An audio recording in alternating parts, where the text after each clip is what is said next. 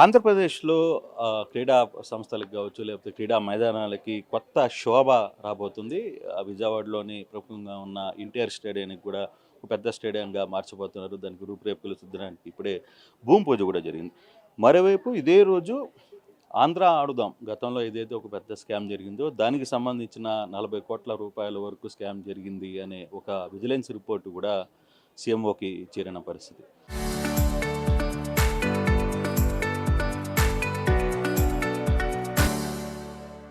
ప్రస్తుతం వీటి మీద మాట్లాడే ప్రయత్నం అయితే చేద్దాం. ప్రస్తుతం మనతో SAP చైర్మన్ రవినాయుడు గారు ఉన్నారు. మాట్లాడే ప్రయత్నం అయితే చేద్దాం. రవి గారు, ఏ విధంగా చూస్తారు? ఒకవైపు చాలా స్పీడ్‌గా గతంలో కంటే కూడా మూలబడిపోయిన వాటన్నిటిని కొత్త రూపురేఖలు, కొత్త అమరావతి ఇవన్నిటికి వరుసగా స్పీడ్‌గా వస్తున్నాయి. ఏ విధంగా దీన్ని స్థాపన చేయబోతున్నారు? ఎప్పటి లోపల పూర్తి చేస్తారు? ఐజీఎంసీ స్టేడియం అనేది ఈ రాష్ట్రానికే గౌరవం తీసుకొని వచ్చే స్టేడియం. ఉమ్మడి ఆంధ్రప్రదేశ్లో 2002లో అయితే ఉమెన్ క్రికెట్ కూడా ఇక్కడ పెట్టడం జరిగింది. కపిల్ దేవ్ గారు ఇక్కడ ఆడారు. క్రికెట్కి ఒక ఇంటర్నేషనల్ మ్యాచెస్ నిర్వహించే స్టేడియం.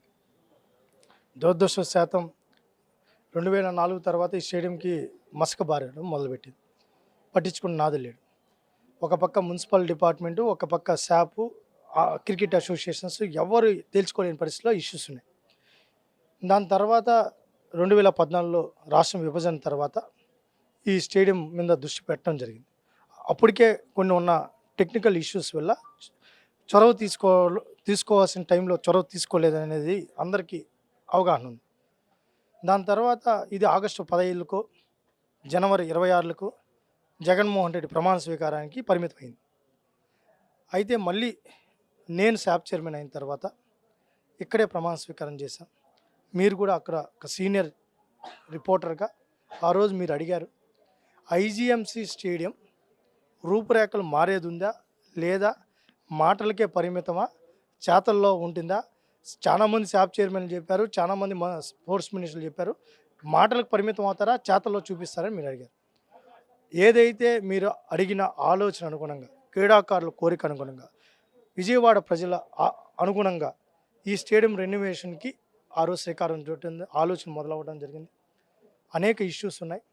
ఒక పక్క మున్సిపల్ డిపార్ట్మెంటు నుంచి వచ్చిన కొన్ని ఇష్యూస్, SAP నిధుల కొరత, తర్వాత ఎవరు ఎంత చేయాలి, నిధులు ఎలా సమకూర్చాలని 11 నెలలు దీని మీదే పూర్తిగా దృష్టి పెట్టడం జరిగింది.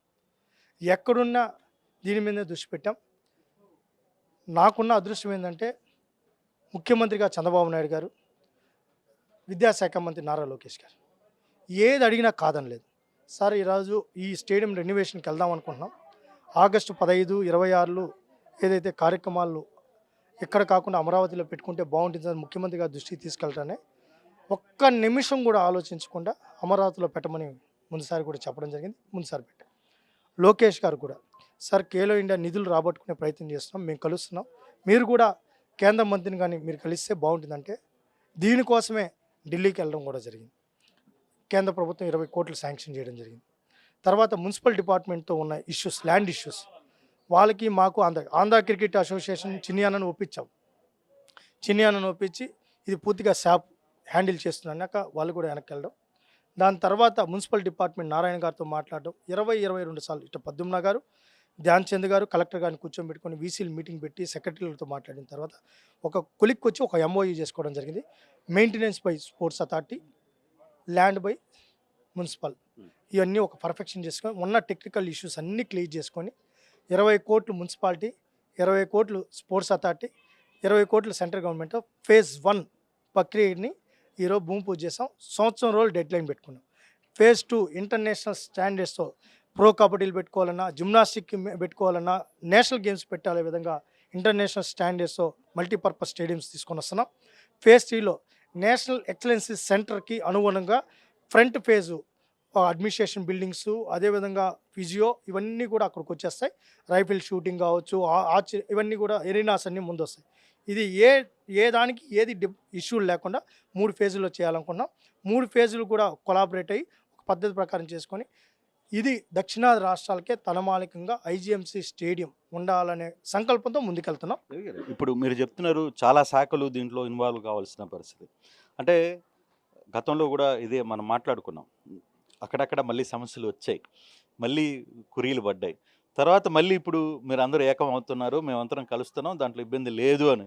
ఇది ఇట్నే ఉంటదా? లేకపోతే దాని మళ్ళీ మొదటికి వచ్చే అవకాశం ఏమన్నా కనపడుతదా? చంద్రబాబు నాయుడు గారు ఏ విధంగా అమరావతిని చట్టబద్ధత చేయించారో, ఆ విధంగా నేను చట్టబద్ధత చేయించా. ఇచ్చారా దాంట్లో క్లారిటీగా? ఎంఓయూ చేయించేసాం. ఓకే. ఎక్కడ నేను డయాస్ మీదే కమిషనర్ గారు ఉన్నారు, కలెక్టర్ గారు ఉన్నారు, డయాస్ మీదే అనౌన్స్ చేసాం. Maintenance by SAAP, land by commercial దాంట్లోకి మేము ఎంటర్ అవ్వం. ఓకే. స్పోర్ట్స్ మాది, కామన్ మ్యాన్ ఎంటర్ అవుతుంది, అథ్లెటిక్స్ ఉంటుంది. ఇది పూర్తిగా 2 డిపార్ట్మెంట్లు ఎంఓయూ చేసుకొని సీఎంఓలో చేసుకున్న అగ్రిమెంట్ ఇది. ఇది ఎవ్వరు మార్చలేరు. సో, ఆ చట్టబద్ధత క్లియర్‌గా ఉంది. చట్టబద్ధత క్లియర్‌గా ఉంది. ఇంక ఊరు రాలేరు. అయితే ఇక్కడ ఒక గుడ్ డే అనుకోవాలా? లేకపోతే మీ ప్రతిపక్షానికి మీకు వైరల్‌గా ఉన్న, అరైవల్‌గా ఉన్న ఇంకొక టీమ్‌కి బ్యాడ్ టైమ్ అనుకోవాలో తెలీదు. కానీ ఈరోజే ఆడుదాం ఆంధ్రాకి సంబంధించిన విజిలెన్స్ రిపోర్టు వచ్చింది. దాదాపుగా 40,00,00,000 స్కామ్ జరిగిందనేది రిపోర్టు సీఎం దృష్టికి కూడా చేరిపోయింది. ఎలా చూస్తారు? ఒకవైపు ఒక మంచి కార్యక్రమం, మరో రోజు గతంలో జరిగిన ఒక స్కామ్‌కి సంబంధించిన వెలుగులోకి విజిలెన్స్ రిపోర్ట్ రావడం. నిజంగానే బాధపడాలో, ఆనందపడాలో అనేది నిజంగానే బాధేస్తుంది. సార్ ఇది ఈరోజు చేయాల్సిన శంకుస్థాపన రాయి కాదు సార్ ఇది. ఎప్పుడో జరగాలి. ఆ ఆడుదాం ఆంధ్రాకు సంబంధించి ఆ 120 కోట్లు, 120 కోట్లు కాదు దాని మించి నేను వివరిస్తా. 120 కోట్లు పేపర్ మీద చూపించిన ఏదైతే డబ్బు ఉందో, ఇక్కడ కానీ అది పెట్టేసి ఉంటే మేము చేయాల్సిన పని ఉండేది కాదు. అప్పుడే క్రీడాకారులకి ఇది అందుబాటులోకి వచ్చేది. అది ఐజీఎంసీ స్టేడియం నిర్మాణానికి శ్రీకారం చుట్టకుండా ఆడుదాం ఆంధ్ర అని చెప్పి, మరి జగన్మోహన్ రెడ్డి గారి భాష మా భాష కాదు, ఆయన సుందరమైన మొహాన్ని రాష్ట్రం అంతా ఫ్లెక్సీలేసి ఆయన ఆళ్ళ బ్యాట్ పట్టించారు. అది కూడా బంగ్లాలోనే. ఆ బ్యాట్ బట్టి ఒక ఫోటో కొట్టేసి మొత్తం రాష్ట్రం అంతా ప్రచారం మొదలుపెట్టి ఆడినోళ్ళు లేడు, ఆడిచ్చినోళ్ళు లేడు. ఆడినోడు ఎవడురా అంటే ఇంట్లో పడుకున్న వైసీపీ కండు వేసుకున్న కార్యకర్తను తట్టి లేపొచ్చారు. 60 ఏళ్ళు ముసలోళ్ళు కూడా ఆడేసినారు. వాళ్ళకి ఏమైనా తిండి పెట్టారంటే వాళ్ళకి పెట్టల, మళ్ళా పాపం వాళ్ళ కార్యకర్తలు కూడా పెట్టల, అంతా సర్దేసుకున్నారు. అదో పెద్ద స్కామ్. నేను అనుకోవడం ఆడుదాం ఆంధ్ర స్కామ్ అనడం కంటే జగన్మోహన్ రెడ్డి స్కామ్. మీరు చూసుంటారు, మెహతా స్కామ్ కాదు పివి నరసింహారావు స్కామ్ అని ఎక్కడ వెబ్ సిరీస్ చూసా. ఇది ఆడుదాం ఆంధ్ర స్కామ్ అనడం కంటే జగన్మోహన్ రెడ్డి స్కామ్ అంటే పర్ఫెక్ట్ స్కామ్ అదే పేరు. ఎందుకంటే దీని మీద 3 సార్లు రివ్యూ పెట్టింది జగన్మోహన్ రెడ్డి గారే. 3 సార్లు రివ్యూ పెట్టి 3 సార్లు ఎలా డిజైన్ చేసింది ఐపాక్ టీముని పక్కన చుట్టూరు టేబుల్ కూర్చోబెట్టుకుని ఆయనే. అవన్నీ తేటతలేదు. ఇంకో బాధ వేసేది ఏంటంటే వీళ్ళు ఇంత తాగలా. ఎంపీడీఓలను బెదిరించారు, వాళ్ళ దగ్గర డబ్బు తినేశారు. కలెక్టర్లను భయపెట్టారు, కలెక్టర్ల దగ్గర ఉన్న ఫండ్ని తినేశారు. ఎడ్యుకేషన్ డిపార్ట్మెంట్ను బయటపెట్టారు, సర్వశిక్షాభినయం కింద ఉన్న డబ్బును కూడా తిన్నారు. నేషనల్ గేమ్స్కు 7 కోట్ల రూపాయలు ఉమ్మడి ఆంధ్రప్రదేశ్లో వేసిన బిడ్ అమౌంట్ను కూడా వెనక్కి తీసుకొని తినేశారు. తర్వాత ఫిక్స్డ్ని వెనక్కి డ్రా చేశారు. అన్నీ కూడా ఇది 40 కోట్లు కాదు, ఇది 120 కోట్ల స్కామ్ కాదు. అంటే మీరు మొదటి నుంచి చెప్తున్నారు రవి, ఇది 100 కోట్లు దాటిన స్కామ్ అని మొదటి నుంచి చెప్తున్నారు. కానీ రిపోర్ట్ వచ్చేసరికి 40 కోట్లు వరకు వచ్చిందనేది మనకి ఇప్పుడు అందుతున్న సమాచారం. సీఎంఓలో కూడా 40 కోట్లు వచ్చిందనేది చెప్తున్నారు. అంటే మిగిలిన డబ్బులు స్కామ్ని బయటికి తీస్తారా? దాన్ని ఎట్లా హోల్డ్ చేశారా? అవసరమైనప్పుడు వాడదాం అనుకుంటున్నారా? దాన్ని కూడా ఎలా చేయాలి? మేమైతే ఎవరితో ఆడుకోం, ఉన్నది ప్రజల దృష్టికి తీసుకొస్తాం. అయితే ఇక్కడ ఏంటంటే విజిలెన్స్ విచారణ మేము ఇచ్చిన ఫిర్యాదు ఏంటంటే ఆ రోజు ఏదైతే జీవో ప్రకారం ఏదైతే డాబ్ అలాట్మెంట్ ఉందో దాని మీద మేము ఫిర్యాదు చేసాం. దాని మీద విచారణ ఇచ్చారు. దాని తర్వాత ఎఫ్ఐఆర్ అయిన తర్వాత ఇవన్నీ కూడా బయట వస్తాయి. ఫర్దర్ ఇన్వెస్టిగేషన్ విజిలెన్స్కి ఒక పరిధి ఉంది. తర్వాత ఏసీఐడినో లేకపోతే సిబిసిఐడినో ఇది ఏసీబీకి ఇవ్వాల్సిన కేసా లేకపోతే ఇంకోటి ఇవ్వాలనేది ఏదైతే గౌరవ డీజీపీ గారు గౌరవ ప్రభుత్వం నిర్ణయం తీసుకుంటే దానికి అనుగుణంగా. కానీ బాధ వేసేది ఏంటంటే ఇది పేద క్రీడాకారులు బొక్కేశారు. ఇది రోజా పాత్ర ఉందనే స్పష్టత వచ్చింది. అప్పటి శాప్ చైర్మన్ అతను చెప్తున్నాడు, నేను 2 ప్లేట్లు భోజనం పెట్టారు, విజయవాడలో రూమ్ పెట్టారు, నాకు ఇంకేం తెలియదు అన్నాడు. ఏమీ తెలియకుండా నువ్వు శాప్ చైర్మన్ అట్టయ్యావా? నాకు ఇప్పటికీ అర్థం కాల. నువ్వే కదా బోర్డు రన్ చేయాల్సింది, నేను శాప్ చైర్మన్, నేనే కదా బోర్డులో పెట్టాలి. మరి నువ్వు బోర్డులో పెట్టేటప్పుడు నీకు తెలుదా?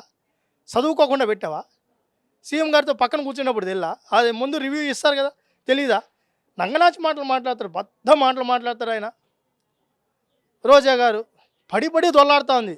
మరి దొల్లాడుతూ ఉంది. ఆమె ఏదో పెద్ద నీతి మంతురాల్లాగా అందరి మీదకి తొడగొడతా ఉంది. బాధేసేది ఏంటంటే నేను ఒక మాట విన్నా, సంస్కారం అంట, అది రోజా గారి నోట్లో వినాల్సి వచ్చింది. ఆ సంస్కారం అనే పదం కూడా ఆ నోట్లో నుంచి వచ్చిన తర్వాత దానికి విలువే లేకుండా పోయింది. బా ఇది నిజమైన స్కామ్. కానీ ఈ స్కామ్ పేపర్ల వరకే పరిమితం అవుతుందా? కార్యాచరణలోకి రాబోతుందా? ఎందుకంటే మీరు 2 సంవత్సరాల నుంచి చెప్తున్నారు రవి గారు. ఆల్రెడీ 2 సంవత్సరాలు అయిపోయింది. ఇప్పటికి ఒక రిపోర్ట్ వచ్చింది. సో, ఒక అఫీషియల్ రిపోర్ట్ వచ్చింది. కానీ ఫర్దర్‌గా యాక్షన్ ఏంటి? యాక్షన్ ఇప్పుడు ఎవరైనా ఒక ఇది జరిగినప్పుడు దాని మీద యాక్షన్ ఉండాలి. యాక్షన్ ఉండబోతుందా? లేకపోతే ఊరికనే దాన్ని పేపర్ మీదనే అట్లే ఆప్ చేస్తారా?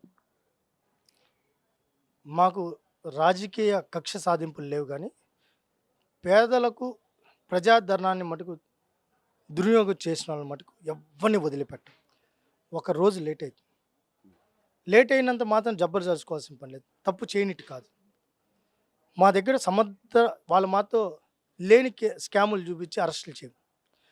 ఉన్నది దాంట్లో లీగల్గా ఏవైతే ఉన్నాయో టెక్నికల్గా ఉంది. ఒక పర్ఫెక్ట్ రిపోర్ట్ ఏదైతే ఉందో, గతంలో కొన్ని తప్పిదాలు జరిగాయి, ఆ తప్పిదం దీంట్లో జరగకూడదని నేను కోరుకుంటున్నాను. కాబట్టి లేట్ అయింది, ఒక రోజు లేట్ అయింది. కానీ ఆమె జీవితాంతం ఈ ఆడుదామాందోళనలో ఉన్న ప్రతి ఒక్కరూ వాళ్ళ చివరి రోజు వరకు ఈ స్కామ్గానే వాళ్ళ మదిలో ఉండేలాగా చేస్తాం. అంటే ఎఫ్ఐఆర్ నమోదయ్యాలని కూడా విజిలెన్స్ చెప్తుంది. అంటే ఆల్మోస్ట్ ఆల్ ఇక చేయాల్సిందంటే గతంలో మంత్రిగా పనిచేసిన రోజా గారి మీద, లేదు అప్పుడు శాప్ పొజిషన్‌లో ఉన్న బైరెడ్డి సిద్ధార్థ మీద. ఈ రెండిటి మీద ఎఫ్ఐఆర్ అయ్యే ఛాన్సెస్ ఉన్నాయా? ఇంకా అయిపోయింది నివేదిక, ఇంకా చేయాలి కదా, తప్పదు కదా. ఒకవేళ అధికారులకు ఏమన్నా పాత అధికారులకు వాళ్ళ మీద ప్రేమ ఉంటే నేనేం చేయలేం, కానీ ఆ పాత అధికారులను కూడా వదిలిపెట్టాం. ఈ స్కాము దాచిపెడితే మటుకు వదిలిపెట్టే ప్రసక్తి లేదు. దీని మీద మేము ఎలక్షన్ చేసాం. ఈరోజు మాట్లాడిన మాట కాదు ఇది, ప్రతిపక్షంలో ఉన్నప్పుడు మాట్లాడాం. అధికారులు కూడా ఇది గుర్తుపెట్టుకోవాలి, ఇది స్కామ్, దీంట్లో రాజీ పడం. Right sir. ఇది రవి చాలా క్లియర్గా అయితే చెప్తున్నారు. స్కామ్ రిపోర్ట్ పూర్తిగా కూడా సీఎంఓలో ఉంది. బహుశా కేసు నమోదు ఈరోజు అవుద్దా, రేపు అవుద్దా అనే ఆలోచనలో ఉంది. కాకపోతే అధికారులు కూడా చెప్తున్నాం గట్టిగా, ఈ వ్యవహారంలో కొంత అలసత్వం ప్రదర్శిస్తే మాత్రం చర్యలు మీ మీద కూడా ఉంటాయి అనేది రవినాయుడు హెచ్చరిస్తున్న పరిస్థితి. Over to studio.